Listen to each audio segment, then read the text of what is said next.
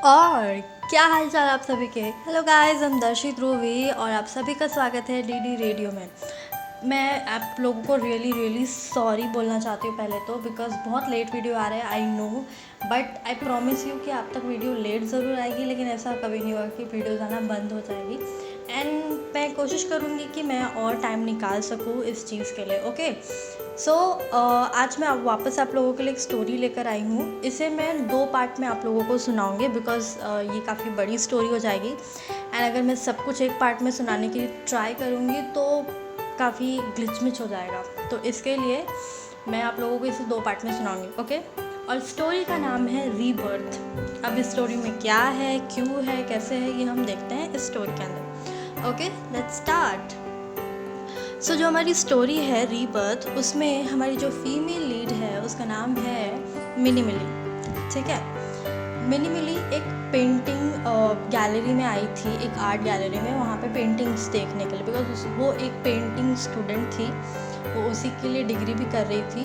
And वो आई थी कि कुछ नए पेंटिंग्स दिखेंगे, और न्यूज़ में आई थी कि एक बहुत ही पुरानी पेंटिंग जो कि कभी बाहर नहीं निकाली गई, वो बाहर निकाली जा रही थी एंड उसे म्यूज़ियम में रखने वाला है। तो वो पेंटिंग वो देखने आई थी। तो जो वहाँ का इंचार्ज था, जो सभी को हर पेंटिंग के बारे में बता रहा था, और स्पेशली उस पेंटिंग के बारे में उसे बताना था, तो ऐसे घूम घूम के बता रहा था। जब फाइनली वो उस पेंटिंग पे आता है और बताने ही वाला होता है कि ये पेंटिंग क्या है, इसका मतलब क्या है, वैसे ही मिनी मिली बीच में बोलने लगती है कि इस पेंटिंग को देख के लगता है जैसे कि किसी की आखिरी निशानी हुई है।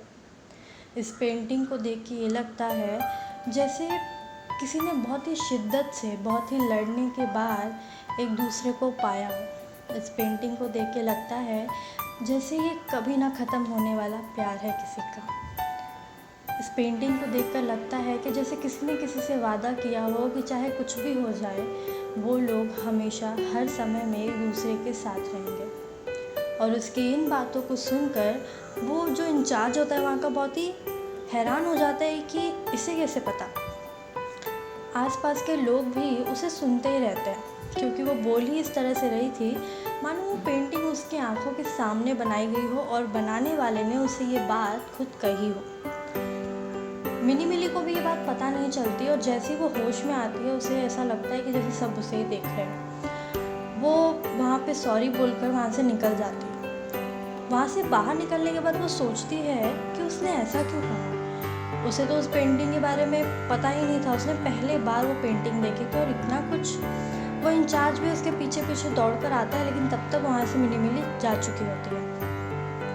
मिनी मिली थक हार कर अपने घर आती है और अपने बेड पे जाकर तुरंत ऐसे लेट जाती है जैसे कि हम जैसे 2-3 बोझा उठाने के बाद सो जाते हैं, बिल्कुल उसी तरह से मिनी मिली लेटी होती है। तभी अचानक उसको कुछ आवाज़ आती है और उसकी नींद खुल जाती है।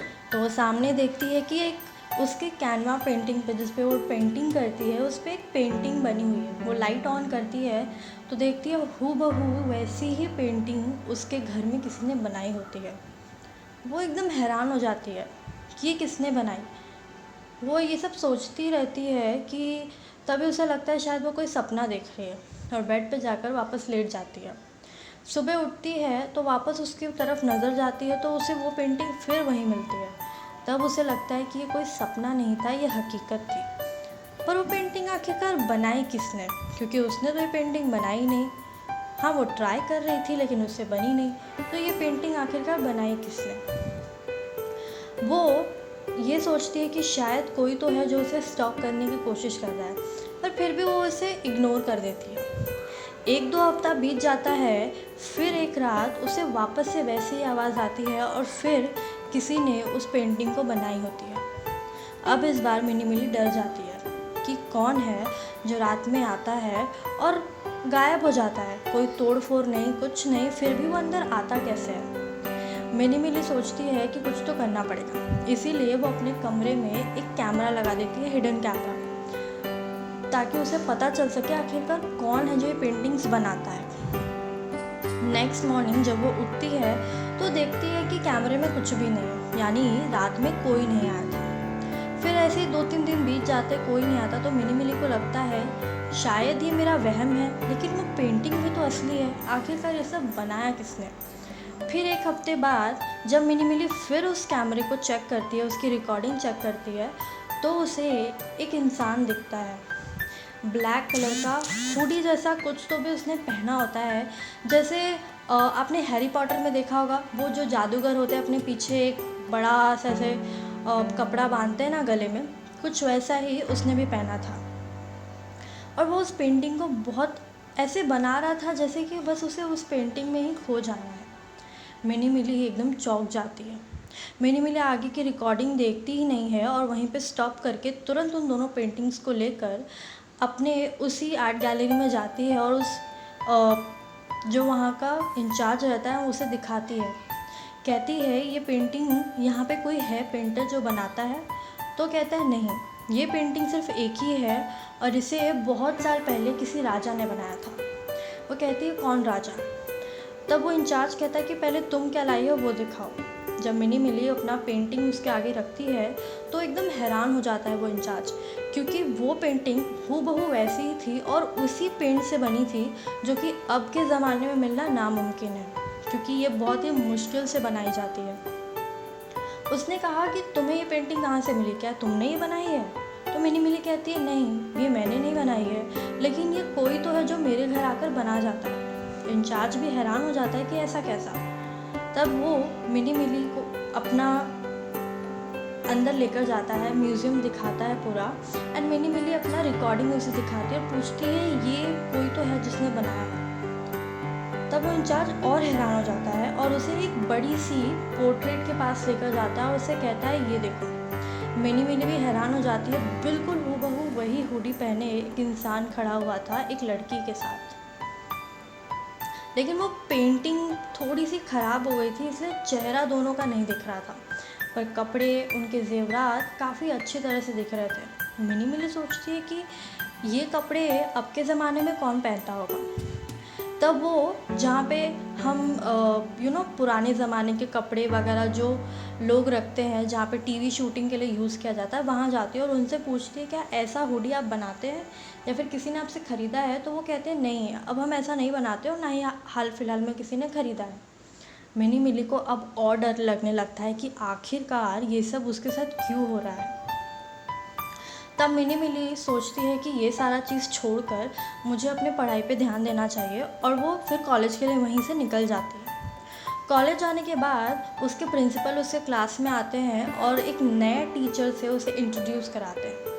सारे बच्चे नए टीचर को देख कर काफ़ी हैरान होते हैं, क्योंकि एक आर्ट टीचर जनरली हम किसी बुढ़े को या फिर बहुत ही ओल्ड सर को हम लोग अज्यूम करते हैं, पर वो टीचर काफ़ी यंग और हैंडसम दिख रहा था। मिनी मिली भी एक पल के लिए उसे देखती रह जाती है, लेकिन फिर अपनी नज़रें हटाकर अपना काम करने लगती है। तभी वो टीचर हूबहू वही पेंटिंग लेकर आता है और उन बच्चों को कहता है कि ये पेंटिंग तुम्हें बनानी है। अब मैं इतना उस पेंटिंग के बारे में कह रही हूँ, तो आखिरकार उस पेंटिंग में ऐसा क्या था? उस पेंटिंग में आपने चेरी ब्लॉसम देखा ही होगा, जो कि चाइना में बहुत मिलता है। चेरी ब्लॉसम के ट्रीज़ बने थे। एक छोटा सा बेंच था जिसपे एक राजा और रानी का फ़ोटो बना हुआ था। पिंक कलर का एक ऐसा माहौल था उस पेंटिंग के अंदर जिसे कोई भी देखे तो मानो उसमें खो सा जाए। और हूबहू वही पेंटिंग देखकर मिनी मिली काफ़ी घबरा जाती है, क्योंकि ये पेंटिंग उसके लाइफ में इतना उसने देख लिया है कि अब उसे इरिटेशन होने लगी थी। वो अपने सर से पूछते कि ये पेंटिंग आपको कहाँ से मिली? तो कहते हैं कि ये पेंटिंग मुझे आर्ट गैलरी से मिली है और मैंने कुछ टाइम के लिए उसे वहाँ से लाया है ताकि आप लोग पुराने ज़माने में पेंटिंग्स कैसे बनते थे, उनके कलर्स कैसे होते थे, ये आप जान सको। तब के कलर्स अभी तो हम नहीं बना सकते, बिकॉज़ उनमें जो इंग्रेडिएंट्स होते थे वो बहुत ही मुश्किल से अब मिलेंगे, बिकॉज़ सारे ट्रीज़, फ्लावर्स अब बहुत लुप्त हो गए हैं, तो हम वो नहीं बना सकते। लेकिन मैं देखना चाहता हूँ कि नॉर्मल कलर से, हमारे ज़माने के कलर से भी आप कैसे इसे बनाते हैं। सब लोग ट्राई करते हैं पर किसी से नहीं बनता, यहाँ तक कि मिनी मिली भी उसे नहीं बना पाती। फिर वो सर कहते हैं अपनी आंखें बंद करो, तुम किसी ऐसे के बारे में सोचो जिससे तुम इस दुनिया में सबसे ज़्यादा प्यार करते हो। अब ज़रूरी नहीं है कि वो तुम्हारी गर्लफ्रेंड या बॉयफ्रेंड हो, वाइफ हो या हस्बैंड हो, कोई भी हो सकता है, तुम्हारे मॉम डैड, तुम्हारे सिबलिंग्स, तुम्हारे फ्रेंड्स, तुम्हारा पेट, या तुम किसी चीज़ को पसंद करते हो, वो चीज़, ऐसी चीज़ जिसे तुम अपने साथ हमेशा रखना चाहते हो, ऐसी चीज़ सोचो। मिनी मिली अपने फैमिली के बारे में सोचती है और पेंटिंग बनाने का ट्राई करती है। सब बच्चे ट्राई करते हैं पर नहीं बनता। फिर उसका टीचर मिनी मिली के पीछे आता है और उसे कहता है कि अपनी आंखें बंद करो और ब्रश को हवा में 2 बार हिलाओ और ऐसा सोचो कि जैसे तुमने ही इस पेंटिंग को पहले बनाया हो और आज वापस तुम बना रहे हो। और सभी बच्चा से ऐसे ही करने के लिए कहते हैं। सब ऐसे ही कहते हैं, सब वही करते हैं जो उनके टीचर कह रहे होते हैं। सब बनाते हैं, थोड़ा बहुत यहाँ वहाँ होता है 19-20, लेकिन सबसे अच्छा बन ही जाता है। मिनी मिली भी ये सोचकर हैरान होती है कि जब ये पहले उस पेंटिंग को बना रही होती है तब उससे नहीं बनता, और अब कैसे बन गया। तब टीचर आगे जाते हैं और सबसे कहते हैं कि जब तुम पहले इस पेंटिंग को बना रहे थे तब तुम सिर्फ ये सोचकर बना रहे थे कि तुम्हें हूबहू वही पेंटिंग बनानी है, लेकिन उसके अंदर क्या है, उसका मीनिंग क्या है, वो क्यों है, ये तुमने नहीं सोचा था। पर अब जब दोबारा मैंने तुमसे ये कहा कि तुम किसी ऐसे का ख्याल अपने दिमाग में लाओ जिसे तुम इस पेंटिंग में इमेजिन कर रहे हो, और देखो तुमने कितना अच्छा बनाया है।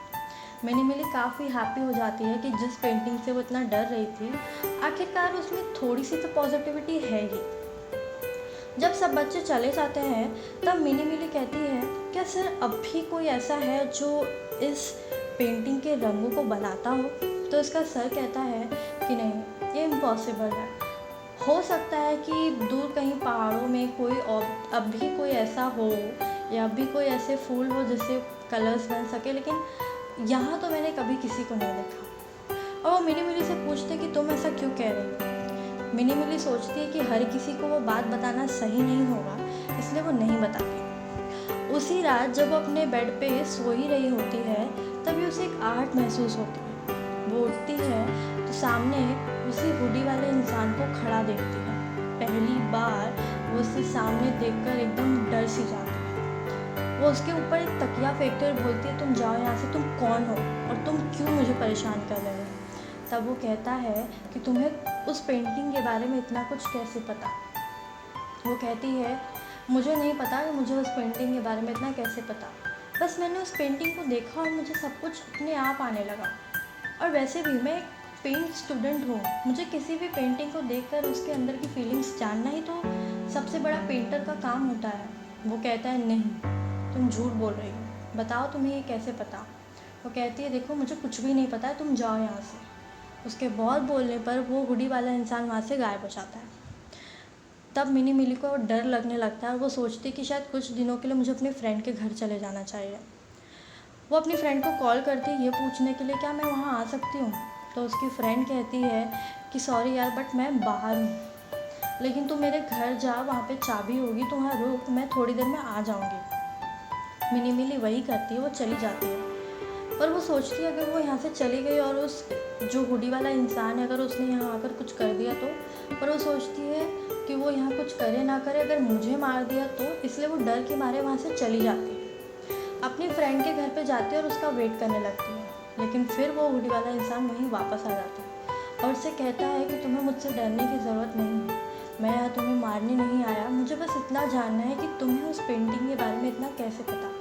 मिनी मिली फिर कहती है, मुझे नहीं पता कि मुझे उस पेंटिंग के बारे में इतना कैसे मालूम हुआ, मैंने बस इस पेंटिंग को देखा और मुझे सब कुछ अपने आप आने लगा।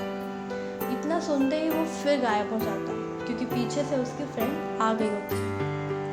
मिनी मिली अपनी फ्रेंड को ये सब बता के परेशान नहीं करना चाहती थी, इसलिए उसे कुछ नहीं बताती है, उससे थोड़ी बातें करती है और दोनों सो जाते हैं। सुबह रेडी होकर वो लोग अपने कॉलेज जाते हैं। कॉलेज जब ख़त्म हो जाता है तो मिनी मिली अपने लाइब्रेरी जा रही होती है, तभी वो हुडी वाला इंसान वापस आ जाता है। मिनी मिली देखकर ये और चौंक जाती है कि रात में तो ये आता ही था, अब सुबह भी आ गया। तब वो हुडी वाला इंसान उससे कहता है कि मुझसे डरने की ज़रूरत नहीं है और मैं एक इंसान नहीं हूँ, इसीलिए मैं कहीं भी आ जा सकता हूँ। मैं एक ऐसा सोल हूँ जो एक इंसान होने के बावजूद भी एक इंसान नहीं है। मिनी मिली कहती है तुम बकवास कर रहे हो आज के ज़माने में। तो वो कहता है मेरा नाम सम्राट है, मैं कोई बकवास नहीं कर रहा हूँ। मैं यहाँ इसलिए आया हूँ ताकि मैं अपनी वो कीमती चीज़ यहाँ से ले जा सकूँ। मिनी मिली पूछती है कीमती चीज़, कौन सी कीमती चीज़?